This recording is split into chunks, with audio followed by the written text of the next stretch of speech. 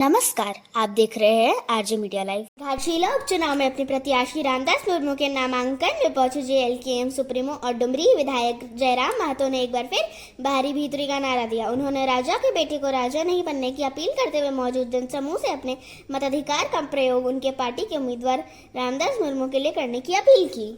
को विधायक सांसद चुनेंगे तो याद रखिएगा 2050 आते आते फिर से आपको आभास होगा कि हम नाम के लोकतंत्र में असल में राजतंत्र का हिस्सा बन के रह गए। आपको उस समय फिर एहसास होगा कि अंग्रेज चले गए लेकिन उनकी ईस्ट इंडिया कंपनी आज HCL कंपनी का रूप धारण कर चुकी है। आज टाटा टिस्को टेल्को के रूप में काम कर रही है। क्योंकि आपने फिर से वही परिपाटी को दोहराया, आपने फिर से वही पैटर्न को दोहराया कि राजा के घर में ही जो होगा देखा जाएगा। तो फिर जनता का सुनेगा कौन, जनता की पूछेगा कौन? आप ईमानदारी से बताइए, घाटशिला में अगर कोई भी जरूरत पड़ा, घाटशिला में अगर कोई भी दुख पड़ा, तो क्या वे लोग आपके बीच आकर इस प्रकार जमीन में बैठेंगे? क्या आपके साथ ढोल कान में बैठकर आपके लिए आंदोलन करेंगे? क्या आपके साथ सड़क में बैठकर आपकी आवाज को बुलंद करेंगे? नहीं करेंगे। वो साहस अगर किसी में है तो केवल और केवल जेएलकेएम पार्टी में है। इसलिए हमारे प्रत्याशी श्री रामदास मुर्मू जी को विजयी बनावे।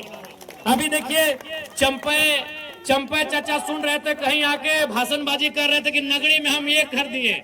आप भी जानते हैं नगरी में कुछ किए, सबको उसका लिए। नगरी वाला याद होगा आपको, रिम्स टू जमीन का मामला, सभी आदिवासी लोग को उसका लिए।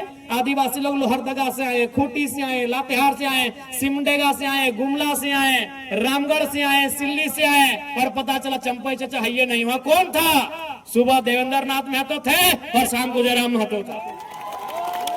वो हाल जोतने का काम कौन किए? हमारे पार्टी के देवेंद्र बाबू किए कि नहीं? चंपई चाचा डर से अंदर में थे। और उनका बेटा का बोली आप सुने होंगे, बाबूलाल भैया का। उनको मीडिया पर नहीं, उनको पुलिस बोला कि चलिए आपको अरेस्ट करके थाना ले जाते हैं। बोला नहीं, हम यूट्यूब में देखे हैं, हम लोग के आदिवासी भाई का इनकाउंटर हुआ है, तो आप मेरा भी इनकाउंटर कर देंगे, हमको डर है। तो बताइए बाबूलाल दा, इतना डरिएगा तो राजनीति काहे कर रहे हैं? चंपई चाचा इतना खेत ला दिए हैं, बस जोती और खाइए। सुने कि नहीं हम घर चले जाएंगे। ये बाबूलाल जी का स्टेटमेंट है कि हम घर चले जाएंगे। तो इसलिए अब आपको तय करना है। जब भारत देश में वोट देने की तारीख की शुरुआत हो रही थी, जब भारत देश में वोट देने का नियम बन रहा था, तो देश के संविधान निर्माताओं के प्रमुख डॉक्टर भीमराव अंबेडकर जी ने कहा था कि आज के बाद से इस देश में राजा रानी के पेट से नहीं, मतपेटी से निकलेगा। लेकिन जनता ने उस पैटर्न को तोड़ दिया है। आज फिर आप राजा के घर में राजा चुनने लगे हैं।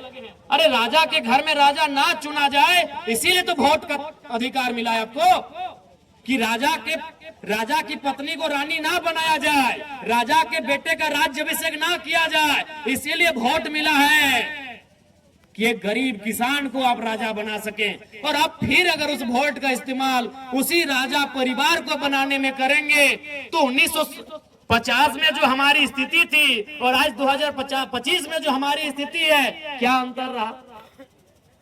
ये वोट का अधिकार क्यों मिला? ये वोट का अधिकार इसीलिए मिला था कि राजा के घर में राजा नहीं होगा, राजा के घर में रानी नहीं होगी। एक साधारण सा पढ़ा लिखा नौजवान, चाहे वो किसान का बेटा